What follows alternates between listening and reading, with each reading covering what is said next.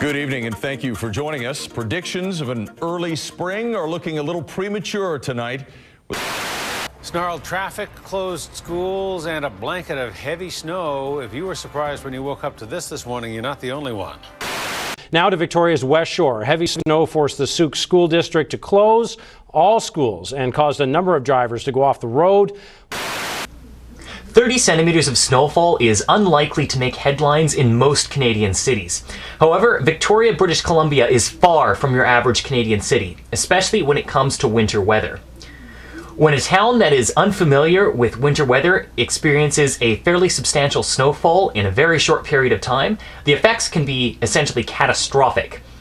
This was the scene on the Pat Bay Highway just after 8 a.m. on February 23, 2011. For those of you who aren't experienced with Victoria, the Pat Bay Highway is one of the main arteries that connects the north of the city to the main downtown core. And as you can see here, the highway is a virtual parking lot. Now, traffic was not moving for several kilometers in the northbound lane, and this was the case for at least an hour.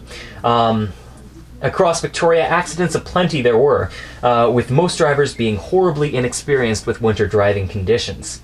In many places, people who went off the road just abandoned their cars. Public transit was also disrupted. Buses were falling into the ditch and needing to be pushed out, in some cases, by passengers. Camosun College was closed by 10 a.m., and even before the campus was closed, the parking lot, which is usually completely full, was near empty. Most private schools were closed for the day, and many public schools closed early. Finally, this was the view outside of my webcam. This was taken fairly early in the morning. I saved this image. As you can see, snow was beginning to pile up in front of the lens. Well, by about noon, the view looked like this.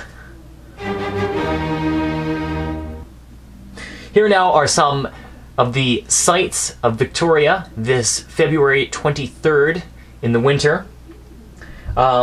I've set this to what I consider rather fitting musical accompaniment, Vivaldi's Four Seasons, the movement Winter. This is the Largo from Winter.